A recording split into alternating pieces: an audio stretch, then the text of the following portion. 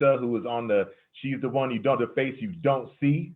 She is making sure everything runs good for us technically wise. So Sharissa will be letting us know what questions and comments you guys have coming in, and we'll get to those the best that we can. Give me just a second. We also have, for you that are joining us on Zoom, our Facebook audience can now join us as well. So hello, everybody on Facebook. Welcome to We Are Listening. Again, make sure you have your video off, your microphone off, and on your video settings, you want to hide non-video participants. Again, thank you guys for joining us. A great conversation coming tonight. I want to take just a couple of moments while people are coming into the room to make a couple of announcements. I have a couple of announcements as far as for San Diego Repertory Theatre, just some virtual things that we have going on for you. Want to remind you that right now showing is a weekend with Pablo Picasso with my man Herbert Siguenza. It's a one-man show. I saw it live when we did it here live at the Rep. It's been all over the place, but I haven't been able to watch the movie yet, but I know it's a spectacular viewing experience. You can get your tickets now at sdrep.org. It is showing through October 14th. So head on over to sdrep.org and grab your tickets for We Are Listening. For a weekend with Pablo Picasso. And we are also right now giving you a chance to see Get Happy. It's an Emmy Award-winning performance by Angela Ingersoll celebrating Julie Garland. So make sure you get your tickets to check that out as well at sdrep.org. Before we move any further, Jacole, do you have any announcements you want to make before we get into our conversation tonight? Just want to make sure that everybody knows that we have the ongoing Digital Wow series going at La Jolla Playhouse. There is just amazing projects that are going on. Portaleza, a partnership with David Reynoso. You can still see some of the totally fake Latino news featuring San Diego Rep's own Herbert Siguenza and Culture Class. Lots of great offerings in our Digital Wow. La Jolla.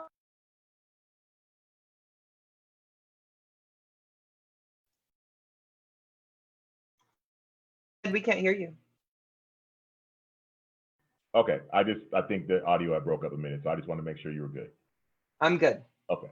As many of you know, this is what our world is reduced to, right? This is what our Zoom lives have been reduced to at work and school and everything, the catching up on audio and all that good stuff.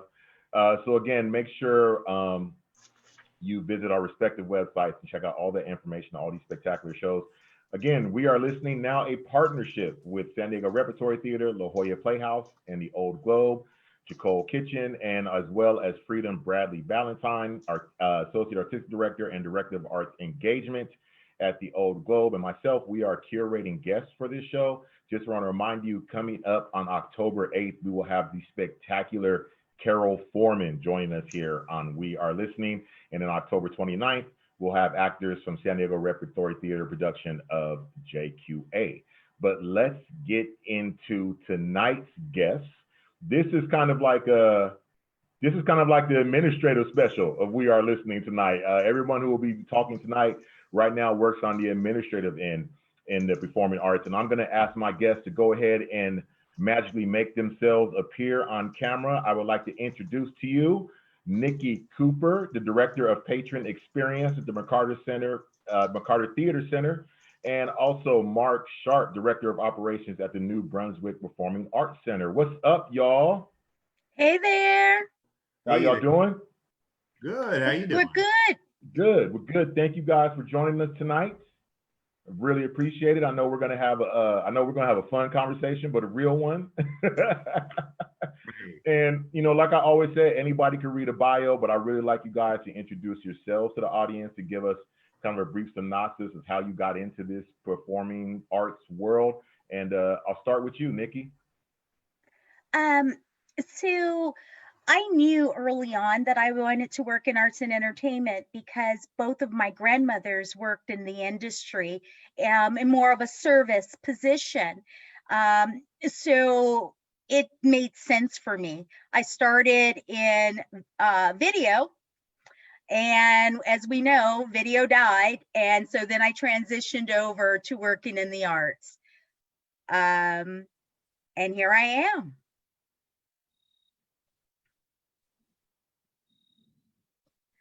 Mr. Sharp? Good after evening. I have been a lover of the arts probably since I was in the 6th grade. I was singing and working backstage in theater productions probably from the time I was in the 6th grade. And when I was in the 8th grade, I was fortunate I grew up in a tiny little town called Highland Park, New Jersey, and we had probably one of the most active theater departments in New Jersey.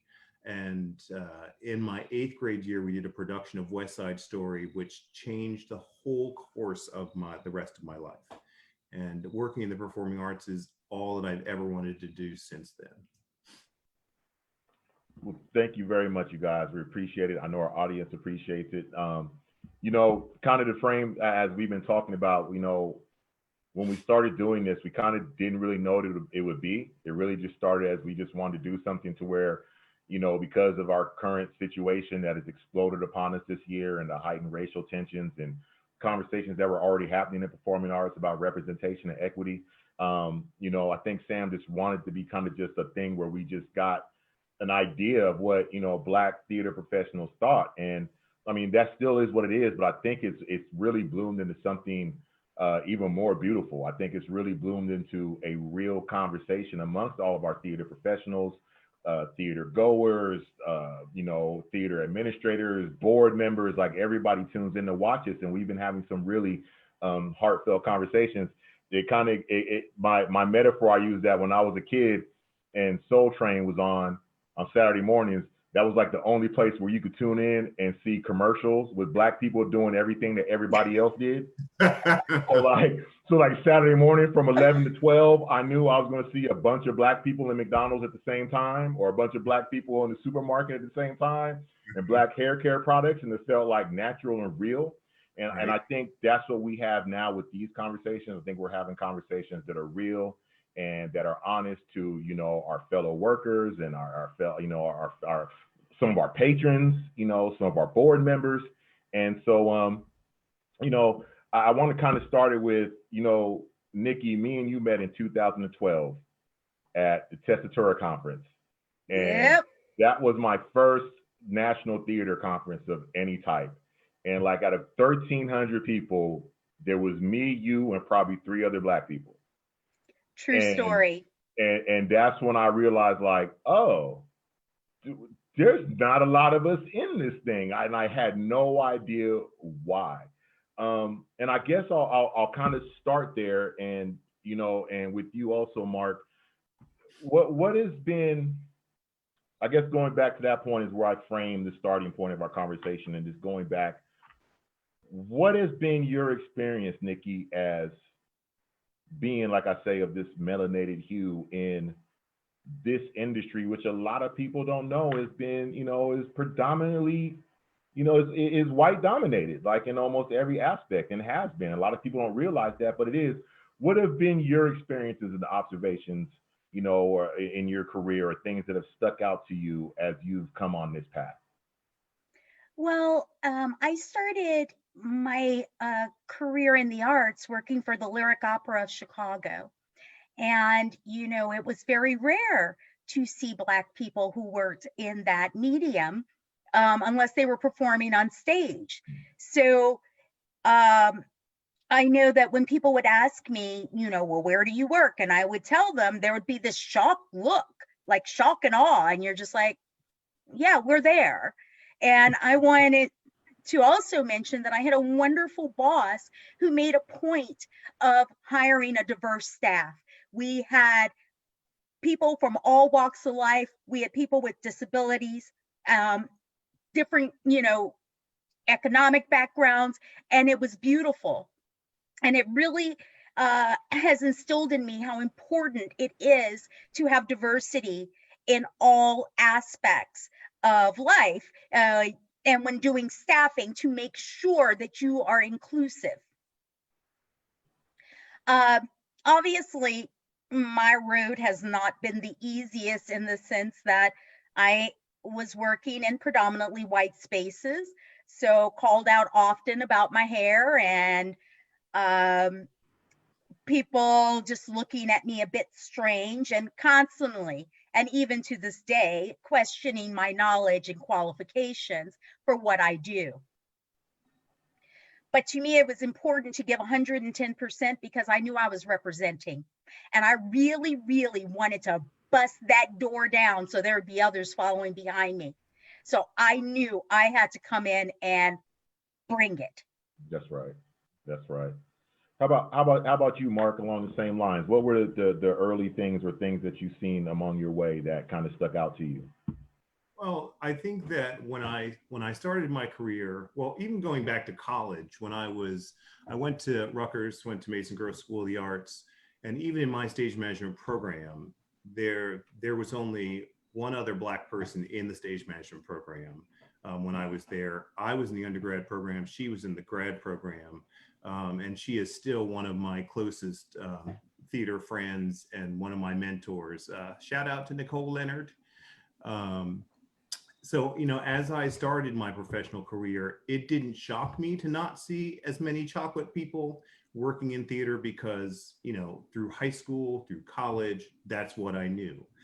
But then I started my theater career working at Crossroads Theater Company in Brunswick, New Jersey, and talk about walking into culture shock where every single person in the theater was Black.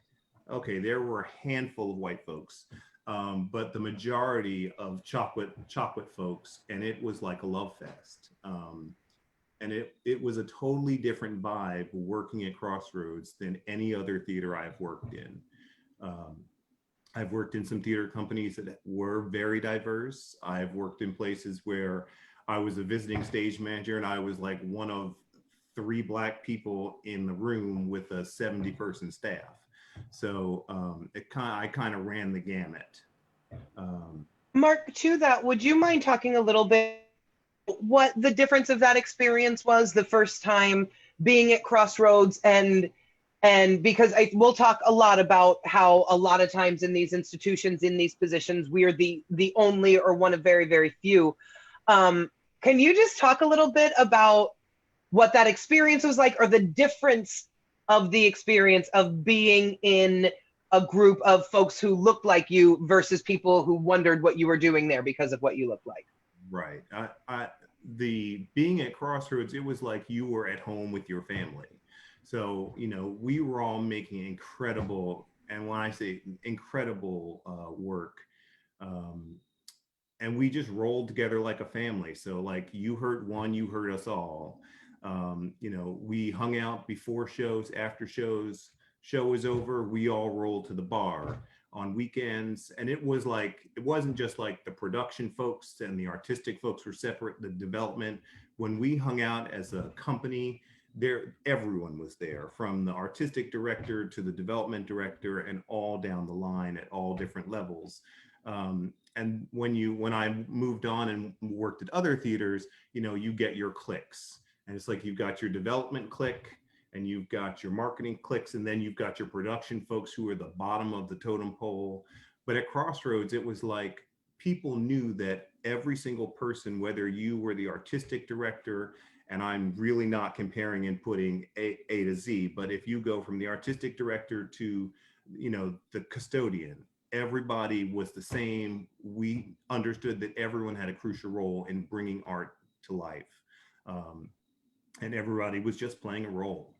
And you don't get that very often. And I didn't experience it often after that. After I left Crossroads, I had the great opportunity of working for the Boys Choir of Harlem and traveled with them for about 7 or 8 years as their assistant stage manager, the assistant tour manager and their stage manager. And that experience was fun because when you roll into a city down south with a bus full of 50 or 60 Black kids, a 5-person Black band, and with some Black teachers and alums, and you roll in 90 deep with Black folks, people are like, what the is going on? Is there an invasion? Until they come in and see the performance and got it. Mark, if you were on that tour in the mid 90s, in the 94 to 96 range, and you all toured Lawrence, Kansas and played at the Lead Center, I was there. Girl, yes. That's why I love this world. That's why I love this small world. I still have a picture in my little scrapbook of me and all these little boys and their Boys Choir of Harlem. Yes, yes. Yes. All right. So see, I feel connected to you now, Mark, in a whole other way. It was a Yay! and I tell people, even when I go up to my current job that I hold now, in every job interview I've ever had, people are like, what's the best professional experience you've ever had in your life? And I always say the Boys Choir of Harlem. I mean, to get to travel the world as a Black man, on someone else's dime, to get to do what I love, get to listen to great music, meet VIPs and presidents, and it was the best experience ever. It was probably the most challenging time for me professionally when I was younger and I had a lot less patience than I do now, and especially when we toured in the South. But I tell you that story some other time. I'll tell you a quick story about traveling in the South. When I had to school, so we were in a college and I had to school some kid because, I could tell we were gonna have a problem with the kid because he comes in, he's wearing his Confederate flag on his shirt, the Confederate flag tattoo. I'm like, oh, Jesus, I'm not up for this today. Keep me near the cross. And then, the kids came in and they're rehearsing. And then all of a sudden, like there's a quiet lull on stage. And then all of a sudden you hear this dick from backstage yelling, oh, come on, guys, it's time to hang the blacks. So now granted, understand he was talking about curtains, but he knew exactly what he was doing. So that became a teaching moment for me to explain to these kids, like, the ignorant people still call borders and legs blacks. Right. Well, I won't say the ignorant people, but the ignorant people trying to make an ignorant point. Right. So, while after rehearsal ended, I went up to the production manager and I said, well, we're going to have one tiny little change to your staff. And that gentleman there with that shirt, if he is backstage when we come out for places, we will not go on stage. So you deal with it however you need to deal with it, but I don't want to see him here for the rest of the night. So he got his walking papers and went on his way, and the students got a good lesson about stupidity. Wow. Hey, Mark, I want to dovetail off of that and bring this around to Nikki, because me and Nikki both, we both been doing this box office thing for a long time. Before I started doing development, we've been doing on the selling the ticket side. But I want to ask you, Mark, I really got my start in theater with my dad working over at the Spreckles Theater. He's been head of security at the Spreckles Theater for like 40 plus years. So when I was a teenager in high school and I needed some extra bucks, he would let me come work a couple security shifts. And from the mid 80s into the 90s, I was seeing what was the predecessor to Tyler Perry. I was seeing the Shelley Garrett shows on tour come through. The early beauty shops, and I remember as a kid seeing The Wiz come through when Cheryl Pepsi Riley was in it. You know what I mean? And but I also got to realize and notice the difference in how the production and management of those shows were treated touring and coming to town versus other shows. And I want to get this over to Nikki, in a second about how that, how that goes into how we sell tickets and dealing with marketing to Black shows that are supposed to only be sold to Black audiences and what the expectations are. But can you tell me, if there were any noticeable differences for you in traveling and doing that touring and bringing a predominantly Black show to different cities? Like, was there a different treatment, not by the audiences, but by the staff of venues? Absolutely. I could name one. I have one great story. We were actually in Philly, and this was probably in 96, 97. And I won't mention what theater we were at, but we were at a large theater and it was a concert venue, and we were doing a fundraiser. And you know, our tech writer is pretty specific about the things that we need, because we're not like the high school choir from down the street. These kids have traveled internationally and sung for kings and queens, and, you know, they need the shit that they need. So on the rider, it asks for a properly tuned 9-foot Steinway. So we get there for rehearsal. Well, I get there early with the crew to set up and set all the lights and sound. And this guy rolls out this like 6-foot baby grand piano. I'm like, sir, that's not a grand piano. And he was like, well, the grand piano is not available. And I'm like, well, I have this contract here that says the grand piano should be available, so someone needs to make it available. And he was like, well, you know, I'll go talk to my boss. I'm like, all right. I said, I am forewarning you right now, and this is at 10 o'clock in the morning. I said, I am the nicest person you're going to deal with today. If that Steinway is not on the stage and properly tuned by the time Walter Turnbull walks in the door, there will be hell to pay. He sung his song and he did what he needed to do. And then at 2 o'clock when Walter walked in the door and that baby grand was still on the stage. And it wasn't so bad that it was a baby grand, but it was a baby grand that had not been tuned and clearly hadn't been tuned. So we went through rehearsal, and the kids do like a 2-hour rehearsal, and then we're done. And he was like, I want to talk to the head of production. So I get the guy. He was like, look, he goes, I know that my person has asked you like 10 times for the piano that we were promised by contract. And he was like, oh, you know, it's not available. He was like, oh, okay, it's not available. Fine. So show starts.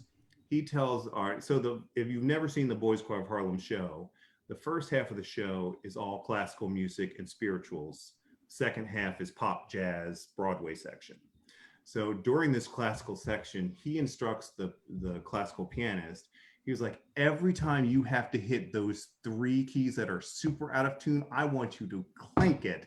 So, I mean, it was so, and every time he would do it, the conductor would go like this, and he'd go, ooh. And by like the 3rd song, the production manager was backstage like, you need to tell them to stop this. This is not funny. I was like, bitch, I told you 4 hours ago we came to the door that this was not acceptable, and now this is what you get. Lo and behold, we got to intermission. Everyone went to their dressing room. The promoter of the concert came backstage and apologized. And I come back out 5 minutes later, and there's a 9-foot perfectly tuned Steinway on stage. Look at that. You know, if I'd rolled in there with the Vienna Boys Choir, there'd been no question. There would have been a 9-foot Steinway sitting on stage from the moment we walked in the door. And that's just, you know, it's annoying when you have to play those games, because there's so many other things I would have preferred to be doing than arguing with you about something that's in my contract. Right. Right.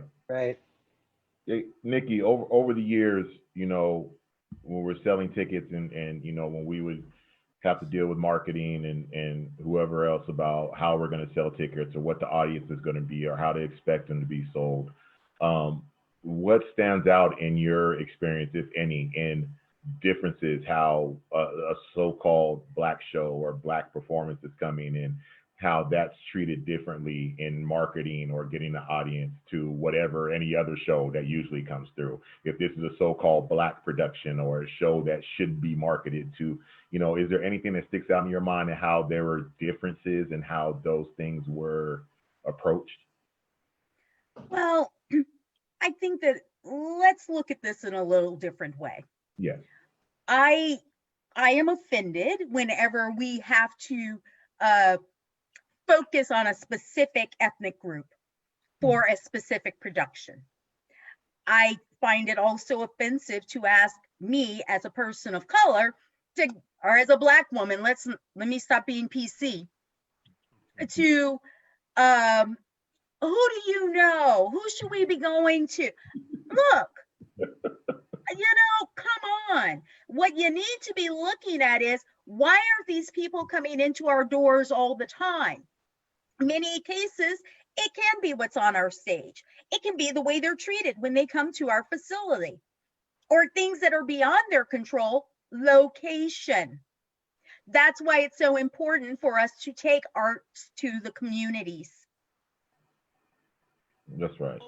And I want to follow up on that with you, Nikki, because as you said, you have worked in Chicago, San Diego, you're now in Princeton, New Jersey. You've worked in opera and in traditional theater. as you mentioned, predominantly white institutions throughout that. Has there been a difference for you regionally? I mean, just across any of that, have you felt a difference in the way that things are approached, or has it kind of been what it was across the board? Okay, so every region is different, right? I mean, California is very much free to be you and me.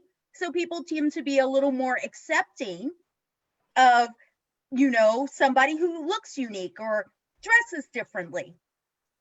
Here on the East Coast, let's just say they like to put people in boxes. Now, you all know me. I don't fit in anybody's box. So obviously, fitting in and creating a network has been very difficult because, you know, what you see is not necessarily how I align, right?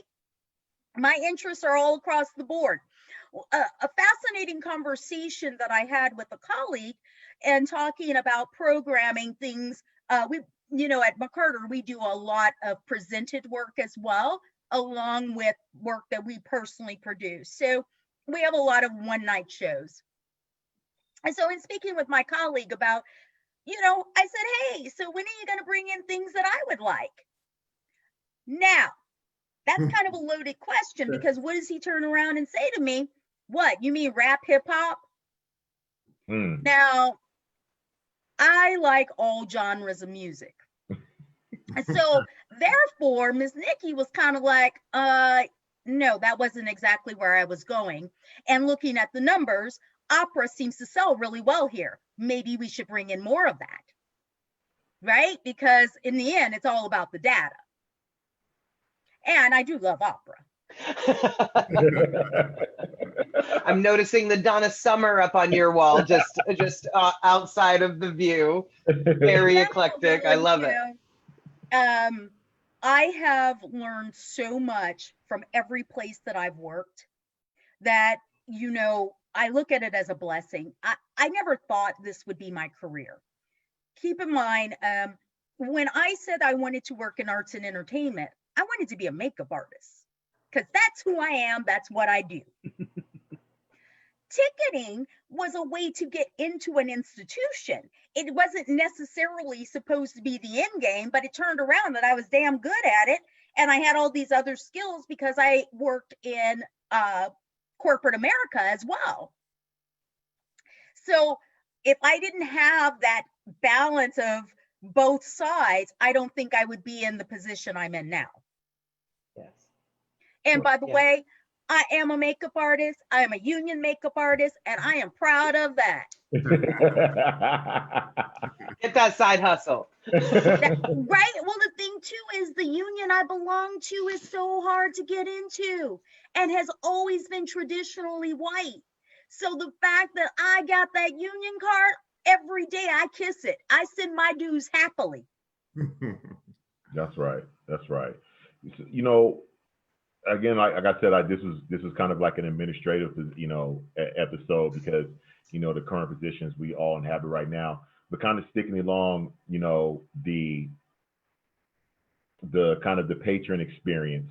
You know, I want to talk about a little bit about, you know, any differences, especially with you, Nikki, and every, you know, in the different places that you've been and having to deal so much with ticketing that has to work so much in hand with house management.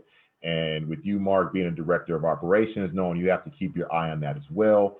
What kind of things stick out to you as far as, and we always try to frame these not just for what we're looking for, you know, to say what needs to change within the industry from the institution standpoint, but we're also looking at what needs to change from, you know, the patron standpoint, as far as us and our folks going to the theater, and as far as us, you know, being artists in the theater. You know, that's what these conversations are for as well. What are any takeaways that you have? And I'll go to you on this one first, Mark. What kind of, or any takeaways you have on things, observations you have from the house side of things, as far as versus different types of audiences? And the reason I ask these questions is people don't understand these are these are things that are said. These are conversations that are had. Like, you know, how are we going to treat this audience when they come in? How are we going to treat these folks when they come in the door? You know, give me a little bit of anything you have on that. So I'll tell you that that my entire career, with the exception of the role that I had at McCarter, um, was always backstage. So when I was hired at McCarter, I was running the front of house operation for the first time, and there is a reason that they keep me backstage, because I have no fake face, no fake emotions.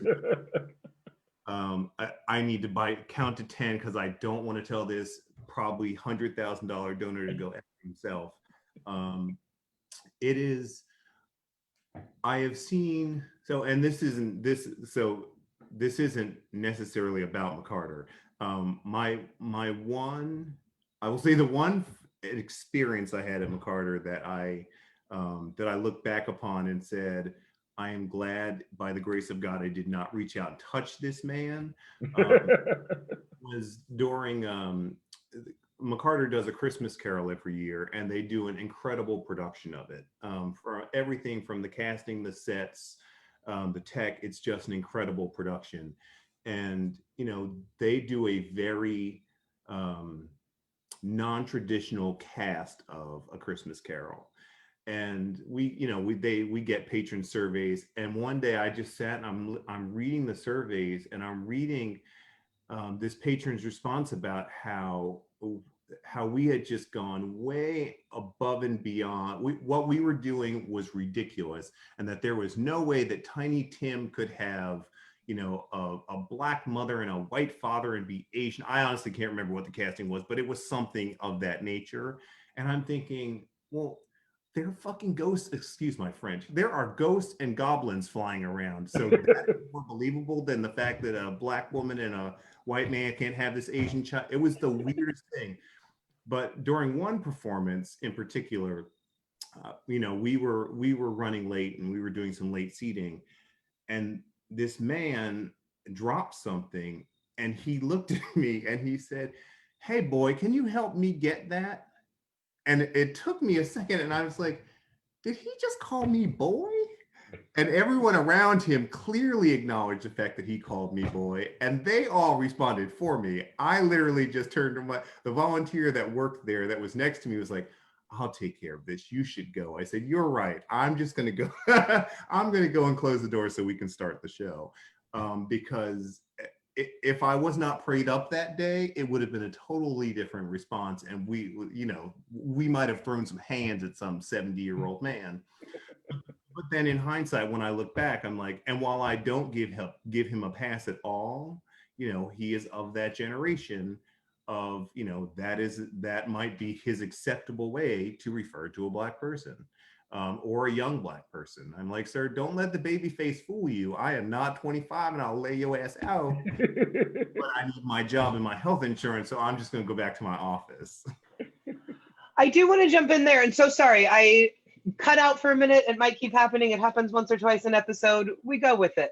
But we do talk on this show a lot about bad behavior and to correct that sort of bad behavior, and because those types of things are still happening in some form or another. This still happens to our black ushers, our black house staff.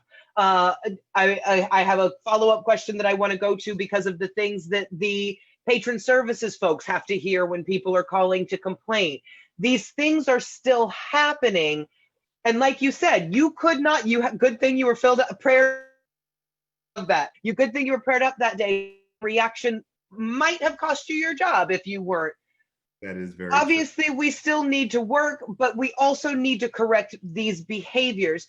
And so to me, in my head, I'm going, oh, that's a teachable moment, sir. We don't do.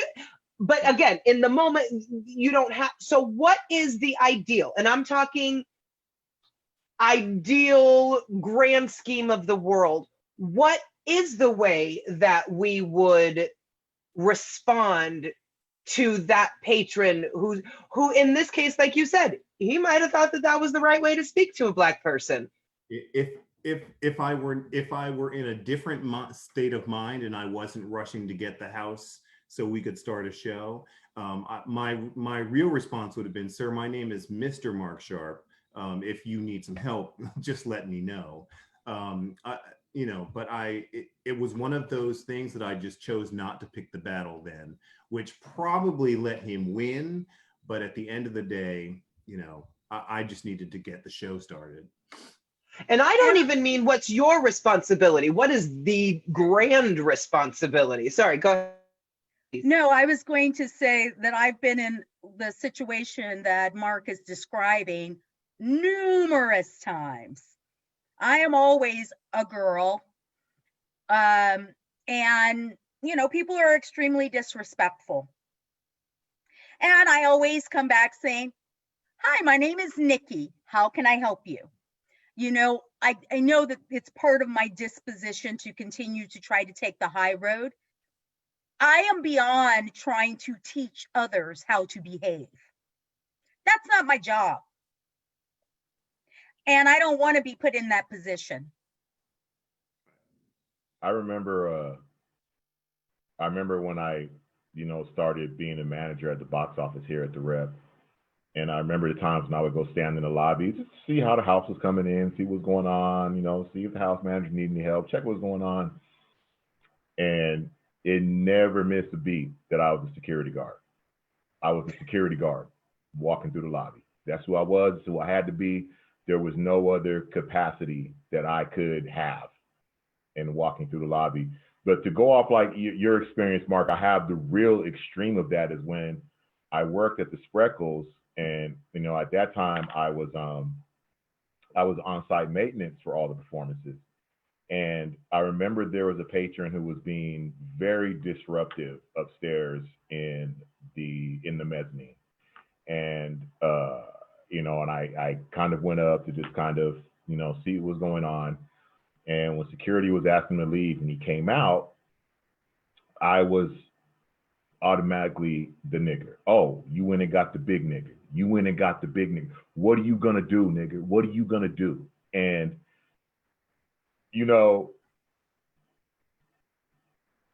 people don't understand the strength that it takes to, number one, just on a personal level, not react to that, to on a professional level, not react to that.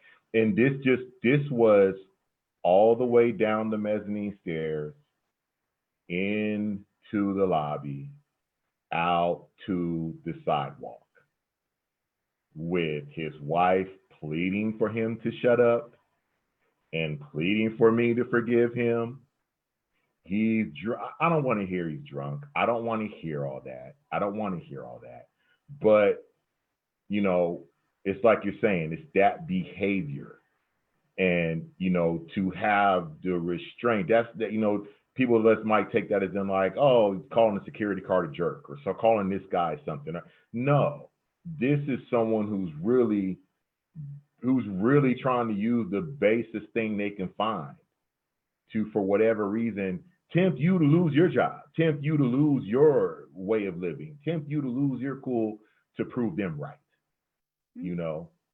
And, that kind of bleeds into my next thing that I want to kind of flip, because we were before we came on, we were talking a little bit about clothing, especially with me and you, Mark, being big men, Right. And I want to flip this, and I want to flip this and to you, Mark, with your size, and then I want to take it to, Jacole and Nikki, as far as being women and Black women. What are the types of I talked about a little bit is that I'm obviously I got to be the security guard. Obviously, I have to be the maintenance guy. There's no other reason for me to be lurking around the lobby.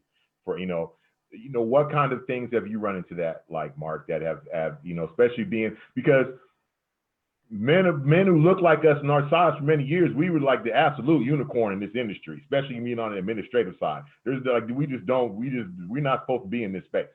We're just not.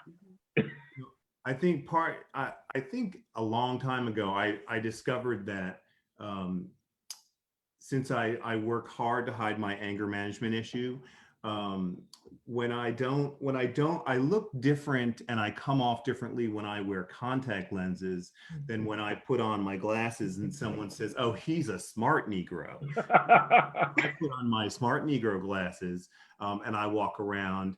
And when people are like, "Who's in charge?" I'm like, "I'm in charge." Well, can I speak to your supervisor? I'm like, "Well, if you want to drive to her house 40 miles away, sure. But otherwise, what's the issue?" I do get that often, that people are shocked when someone says, "Well, I want to," as in my current position, when people go to my house manager and they have issues, they're like, "Well, I want to speak to your supervisor." And they're like, "Well, there he is right there." And I've been sitting listening to the whole conversation. I'm like, "Ma'am, I will gladly," well, number one, you need to tone it down like about four notches, and we can gladly talk about your concerns. But I think that she has already addressed your concerns and explained to you that, you showed up 10 minutes late.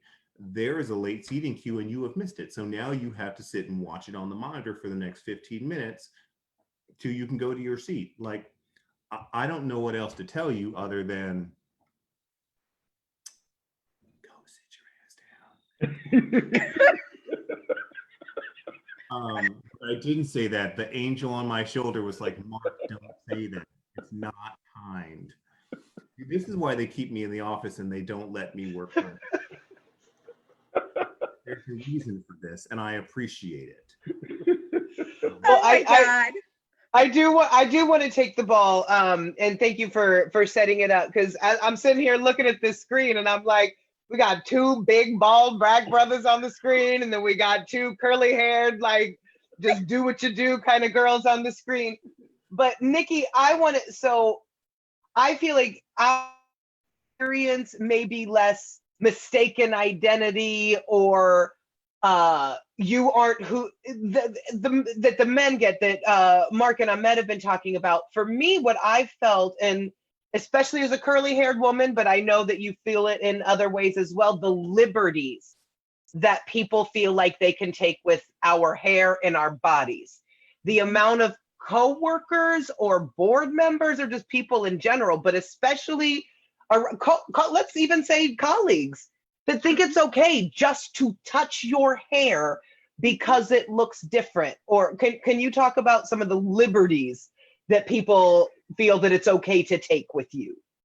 Yeah, people do not respect my personal space in any form. They all want to touch me, whether it's rubbing my arm because I got a big old tattoo, right? So, like, other people don't have tattoos, skin to skin, but they all feel like they got to rub it or touch my hair or touch my face, or it's just completely inappropriate. And I honestly do get mistaken numerous times, because whenever I'm in the ladies' room and they have multiple stalls, I always hate getting that wet line across my waist because people refuse to wipe down the counter. I'm wiping it down because, that's just who I am. And all of a sudden, they're looking at me like I'm custodial. No. I just wasn't raised in a cave. So, it is utterly ridiculous. And because I deal with so many different demographics, whether it's our patrons, donors, board members, whatever, I also have to deal with a lot of sexual harassment. And I know it stems from the fact that I am a shorter statured human. And so that gives people this feeling that they can dominate me in some way. But this short Black woman has a big mouth when she needs to. Right? So, it's frustrating. There have been many nights that I've come home and cried.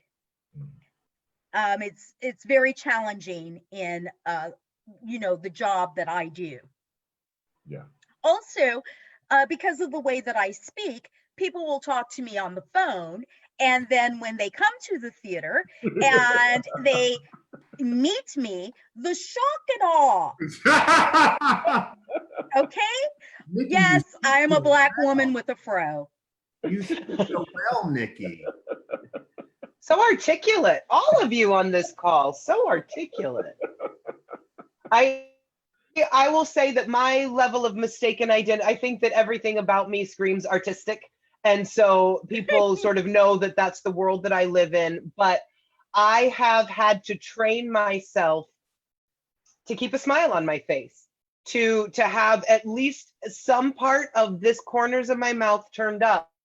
Otherwise, I'm perceived as angry, or because I am also a direct woman and with a little bit of a big mouth, and so I will speak up. There was one instance, and bless everybody's heart, because it was all out of respect, especially y'all at the rep who have worked with me, and Nikki, you've seen it too. One thing I cannot stand is over talking in a meeting, or multiple happening at once. Y'all know, anybody from the rep who's hearing it, they know me. And hey, one meeting. Can we have one meeting?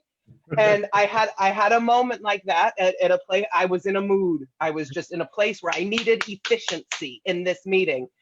And I maybe had my aggressive voice on, and I did. I was like, hey, guys, can we have one meeting? And people kind of hopped to, okay, yeah, no. And the meeting got focused. I'm going to say it was more than a week, a couple weeks later, I had a coworker who came up to me just to make sure we were cool. Like, I just want to make sure, I felt that you were really angry at me in that meeting because I was the one that was talking, and I just want to make sure we're okay. Well, one, I can't tell you who was talking. I don't know. I don't care. There was just too many people talking. Like, that wasn't directed at anybody. But just this perception of just this anger that I must have been just holding on to for weeks and weeks and weeks because somebody interrupted me in a meeting. No, that shit was gone the second as soon as everybody quieted down, I was fine. Amen. But just it's this perception of anger and carrying that with you. And I'm one of the most jovial people that I know. And it still shocks me that I am perceived as an angry Black woman because I'm tall, because I've got a little bit of melanin, and because I've got some depth to my voice. I am perceived in a very specific way. So I'd say that's my version of mistaken identity. And that's real, because, you know, ever since I've been a kid, I have a stone face. If I'm not laughing, if there's not something that's making me laugh at that moment, if there's not, you know, my face, I could be in the greatest mood ever. My face is just stone. I'm not mad at you. That's just my resting male bitch face, I guess. I guess that's what it is, right? But to go to your point though, because of the package I'm in, if I'm in a meeting or if I'm in a room and I go to emphasize something, you know, if I go to put emphasis on something, or my voice raises a little bit, it probably raised the same amount or maybe not as much as the guy over here and as this woman over here. But because I'm in this package and because my voice is what it is, if it does, oh, is he good? Is he gonna Hulk out? Is he about to tear the room apart? It's like, no, I just got excited for a sec, but I'm cool. I was just trying to put an exclamation point on it. You know what I mean? But these things are real. Like, people don't understand that these things are real. And it's just like you're saying, Jacole, a week later, somebody was carrying that moment around for a week. Like, I know that moment. That's like, hey, there's one meeting, everybody be quiet. Hey, y'all, can we? But someone carried that for a week and was trying to figure out how to talk to you about it. You know what I'm saying? Mm-hmm. And that is because of that anger. Like, my sister deals with it on her job. My brothers had to deal, like, this is the thing, like that angry Black person. It's just, and these are those stereotypes that get ingrained in. And in our space, you know, I think the thing that is, you know, for us, you know, for people who are listening right now, as we're talking about this going around the office, you know, this is throughout all industries. This is through every office space that there is, you know. I want to touch on something with all you guys from everybody's different experience here, as a conversation that's kind of the last couple of weeks has turned to this way, is the conversation of the pipeline into theater. The pipeline, and, you know, of course, the conversation has been dominated over the pipeline of what happens on stage and directors and writers. But here we are as administrators, and we understand that these are jobs that we do that can be done across the spectrum. You know, especially for me, You know, I got into this. I really stayed into this because I started work, like you're saying, Nikki. I started working. I just needed a gig. I needed a job. I got a part-time job here at the Rep selling tickets. I'm a geek. I started reading manuals that were locked in the closet, and I became a tech head. You know what I mean? And so now I'm like, you know, I'm a tech head, but at the same time, you know, we're talking about the pipeline, and the talk has been towards internships. And sometimes when you talking about internships, you kind of tell people, well, we kind of need to do away with internships. They kind of look at you as like, you're like, what, you don't want to give kids a chance? It's like, no, I do want to give kids a chance. I want to give the kids who can't afford to take an internship, the kids who are apt for theater or for administration in this, I want to give them a chance to be able to get in here because they can't afford to do it for free. So I'd rather have them come in here and learn theater that they want to do and get paid to do it versus having to go work at McDonald's. And, you know, so I want to get everybody's thoughts on what you think about that as far as, and I think this is something that's really starting to gain steam now as we're talking about equity, as we're talking about the pipeline, as we're talking about diversity, and we're looking at all the different things that are keeping that down. I think that's one of the most important and maybe overlooked things. Nikki, do you have any thoughts on that as far as like, you know, trying to bring younger people in to work in the house staff and in the box office and on the development staff? Well, okay. So I have been fortunate that most of my career I've been in a supervisory position. So I am all about hiring people who I feel are going to work together as a unit. And, you know, we know that Tessie can be a little difficult, so you do have to have an aptitude for computers. But I'm really focused on mentorship. It's something I have done throughout my entire career, and I believe in it. I would not be where I am without that. Whether it's been professional or personal, mentors are so important. And what upsets me, now see, I'm getting ready to talk about our people right now, so brace. Let's do it. Let's do it. What upsets me is when I looked out for a mentor and I would approach other people who were like me, who were Black or a person of color, zero response, zero wanting to help. The people who have helped me and who have been mentors for me have been white people. And I want to drive that home because, you know, right now everybody's like, oh, all white theaters, it's the bad thing. There are lots of allies out there who want to lift us up. But once we get to a position, it is our job, our duty to help lift others up. And, you know, I get it. There's this small slice in the pie. I'm willing to share my slice. I'm not worried. Yeah.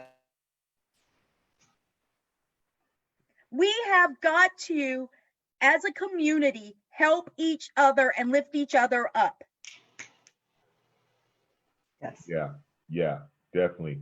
I think, you know, the time I stepped away from the Rep and I went to work for Tessitura, you know, and that's just basically going to work for a software company. And, you know, I think that's where those thoughts became solidified even more, because it became that now I was working for this software company that was serving as the backbone for many performing arts. And I think people need to understand that not just performing arts, but in the jobs that we do in the industry, and that includes museums, that includes theme parks. They deal with the same type of relationships. Theme parks have memberships, they have performers, they have it's the same type of, you know, it's the same type of administration, it's the same type of revenue flow.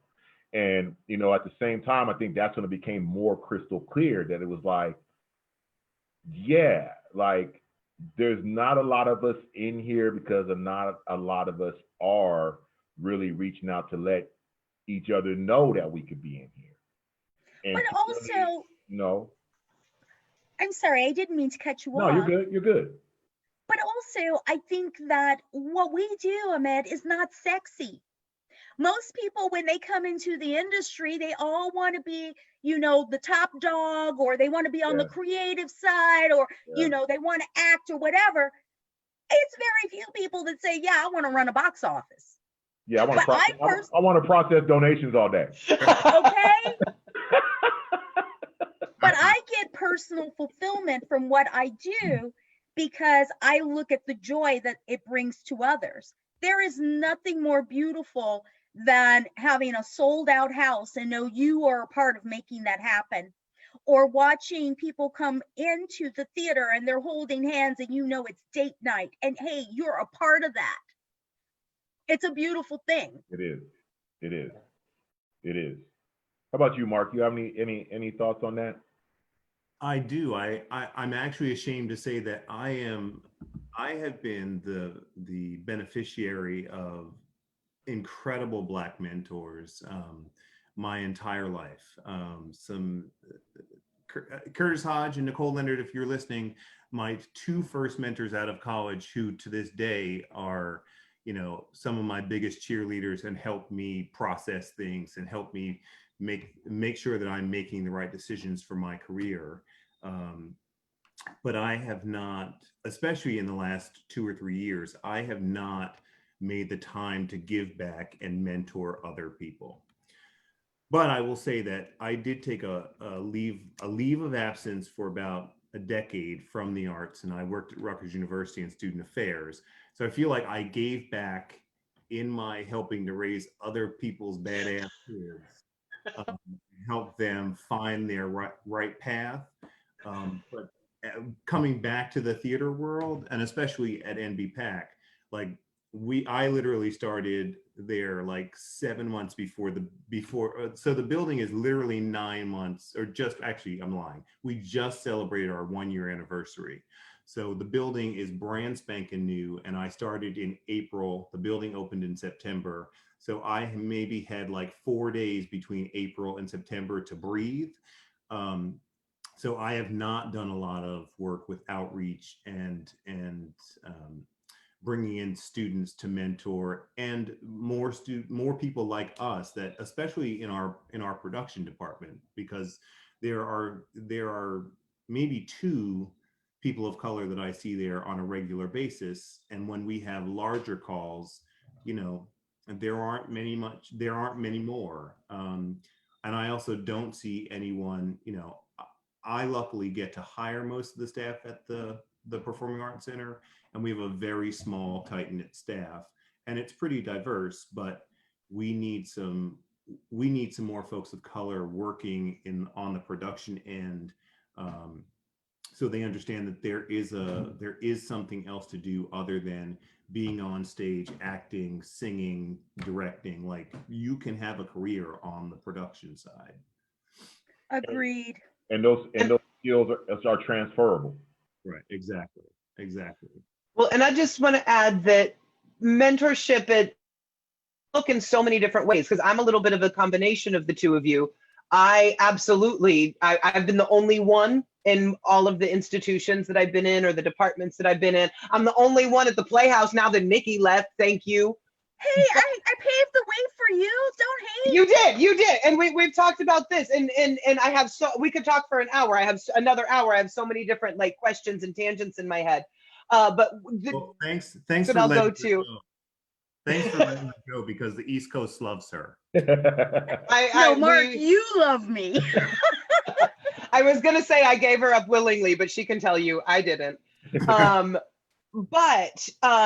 You know, so the 2 things that I want to say are, one, mentorship looks like anything. I like Nikki, the people who have sort of rose me up in my career and provided opportunities and opened doors for me have been white folks. And I'm very grateful for the doors that have been open. But because I have this position, I have a responsibility for the people who are because now there is somebody in that position, and I can raise people up with me. And mentorship doesn't have to be full on taking somebody under your wing and meeting with them once a week and making sure they're good. Mentorship can be, if they reach out, reach back. If they have a question, answer. If you can tell there's a question in there, they're not answering or they're not asking, mine for it. There was a young man who was an intern of ours, and he sent me his resume. He said, Jacole, I'm applying for the biggest job of my life. Would you mind just please taking a look at my resume and helping me out? Bless his heart. Like, his resume was a mess. He had a lot of good information on there, but as a professional, I'm like, I don't know what to do. And I started to just like, Mario, like, here's some tips, some things. But you know what? here's what we're going to do. And I created a workable resume for this kid. It probably took me an hour to do all the things, and I was cussing the whole time and like, motherfucker, I shouldn't even be having to do this now. But it felt so good to present this a resume of his information. He provided all the information, but that now looks like a professional. And he wrote me back. He's like, Jacole, I feel so confident going into this. I feel so confident sending this in because I took a moment, and an hour out of our day. Come on.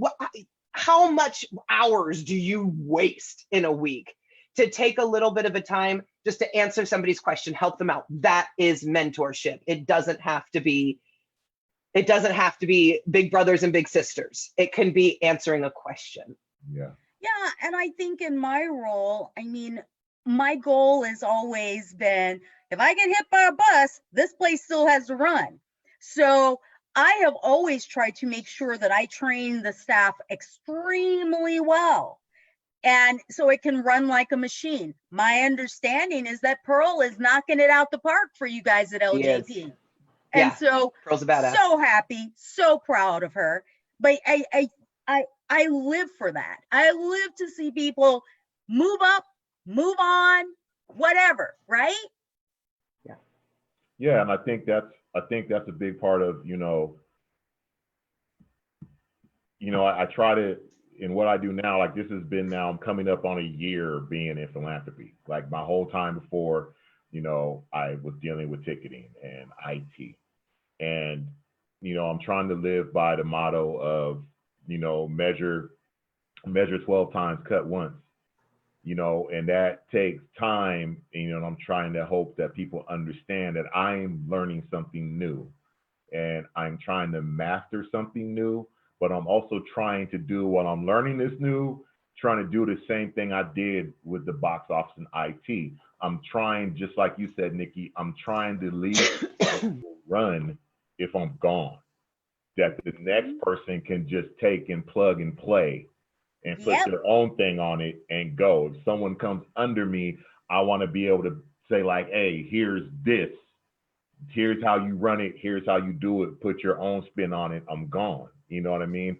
And I think, I've really been blessed. I've really been blessed here at the Rep because, Larry has, we talk about mentorship. And when it came to the, Larry started as managing director here at the same time I started working here. And we kind of grew together learning this ticketing stuff. And Larry, with his, expertise in engineering, he mentored me in this tech thing. He mentored me in how to do this. You know what I mean? And it's just like Jacole is saying, now I'm at the point now to where, we're having these discussions now. I want to bring not just, of course, the priority for me is to bring, young Black kids in because I'm the little Black kid who came in and started from the ground up. So of course, but even the people who are just disenfranchised, who didn't have this background or someone to bring them up in this, to be able to bring them up in this tech side, because I know it's transferable. And if they want to stay in the performing arts to take it that far, then you can go wherever you want and do this thing. If you want to take it and go to the Kennedy Center and do it, and take it and go to the Kennedy Center and do it. If you want to go wherever you want to go, if you want to go work for Alvin Ailey, go do it at Alvin Ailey. If you want to go do it, but then again, if you want to take it and go work at SeaWorld, go take it and work at SeaWorld, whatever. But it's just like you guys are saying, we want to be able to hand these tools down, because these are the tools that we lacked, as a community for so long. These are the things that we lacked to be able to hand to one another, to be able to, teach the next generation how to fish instead of just giving them fish. You know what I mean? So it's just, just going along with that whole, that all just comes along to this pipeline. Jacole helping this young man with the resume, that's pipelining, because he didn't have that help from anywhere else. Yep. That's her, from her experience and what she's done through everything that she's done in his career. She's helping build a pipeline because now he knows how to do that, and he's going to give it to somebody else in this industry. Well, and let's hope although in that particular case, I did not have the patience to teach that child. I gave him a fish, but sometimes you gotta eat. Right. Ahmed, I am loving everything about this. I just want to give a little reminder that these folks folks are on the East I Coast, know, and I know, damn near 10 o'clock where they're at. I know. I just looked at the time. It was like, oh, 10 o'clock. 10 Well, o'clock see, back that's there in New Jersey. that's the problem when we all get along so well. We can talk for hours.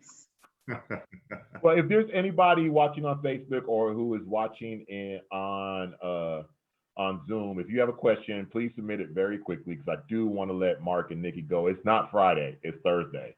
We all got to work tomorrow. Yeah, we do. But I guess what I'll do right now is as we wrap this up, as I always do, as we've been having this conversation, I want to give each of you a chance to tell everybody who's listening and who will be watching this afterwards, what are your thoughts moving forward, industry-wise, employee-wise, artist-wise, as we're like I always say, everybody's made the statements.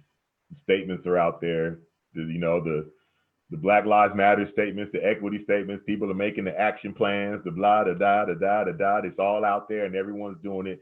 But as we move forward in a realistic sense, what do you guys see as far as the industry? What needs to happen with the industry moving forward as far as equity and inclusion?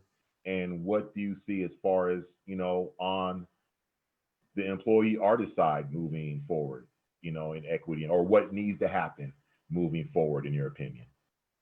Well, I'll start. I think that, with the death of George Floyd and everyone coming out with their statements of diversity and how they support Black art and Black artists and Black folks, but it is not reflective in your staff or your board. I think it's time for people to really take a deep look inside themselves and their administration and their staffing and really look at your statement, look at your reality, compare the two and make some changes. How about you? I agree. I also feel as though an inequity that needs to be addressed is with salaries. Traditionally, people of color have always made less, and it's not as though we're working less, and there needs to be it needs to be equitable across the board. I don't want to hear the excuses about, oh, we don't have the money. Well, if you don't have the money, then you need to start lowering some people's salaries so we're still all at the same. Yes. Yes. How about you, Jacole? Any thoughts tonight on that question moving forward? I know we're going to say it a lot, but you'll hear from me all the time. Y'all will hear my thoughts more than you need to. But before we end, I just have to show. I found it. Shoot. I might have to take off my background for this. 6-year-old Jacole and the Boys Choir of Harlem. Hold on. I got to get rid of this virtual background for a second just so that we can see it. This is Lawrence, Kansas, circa 1996, lead center. Wait. You have to put that back up. I have to take a picture of this. That is hilarious. So the gentleman on the left. Oh my goodness. The gentleman on the left was the assistant head of counseling when I started working for the Boys Choir of Harlem. That is so hilarious. I'm going to send him this picture. Wow, that is hilarious. It was one of the concerts that my dad. Oh, y'all are seeing behind the scenes. Sorry about that. We were in Lawrence, Kansas. We had just moved. My dad just got the job at the University of Kansas. I was going to Lawrence High, and that was one of the very first cultural events that he took me to in Lawrence. That is so awesome. Such a small world. Well, hey, Nikki and Mark, I know it's late, but look, thank you guys so much for joining us. We really definitely want to have you guys back in the near future, as this is going to be an ongoing thing, and this is going to be an ongoing conversation. And as we can tell, things go by the hour in 2020. Things Don't go by the month; they go by the hour. Stuff changes by the hour. I'm sure something done happened while we've been talking. So, oh, right. But hey, you guys, I really appreciate you guys. Nikki, thank you for introducing us to Mark. Yes. Oh, my pleasure. Thank you for having me. It has really been a pleasure. Yeah, we appreciate it. And you guys, again, thank you. And as we talked earlier, and as we talked about in our tech rehearsal, that I want everybody to know these conversations are out of love, because we love what we do. We love this industry. We love what this industry has given us, what it's allowed us to express. We love what this industry can be. This is why we still continue this fight. This is why we still continue this fight for representation and equity, because we know the beauty among all cultures that can be expressed on these stages and in these performing arts centers. And, so I just want to thank you guys. And I want to let everybody know who's listening. I forgot to mention this beforehand, but these conversations are available to watch on San Diego Repertory Theatre and La Jolla Playhouse's YouTube pages. And these conversations are now available on San Diego Repertory Theater's SoundCloud page in podcast form. And you can search We Are Listening on Spotify. The first 4 episodes are up right now. We hope to have the rest of the episodes, including this one, up by Monday or Tuesday. So if you haven't been able to watch all these, you can't always get the video, go to Spotify, search We Are Listening, and you can listen to all these great conversations that we've been having week after week. Again, Nikki, Mark, Jacole, thank all of you very much. I appreciate all y'all. Thank you for the conversation. Thank all of you for listening. And I'm going to let all y'all go so we can get to sleep, because like I said, it ain't Thursday, it's Friday. We got work to do tomorrow. Thank you all. All right, see Good y'all later. night. Have a good night.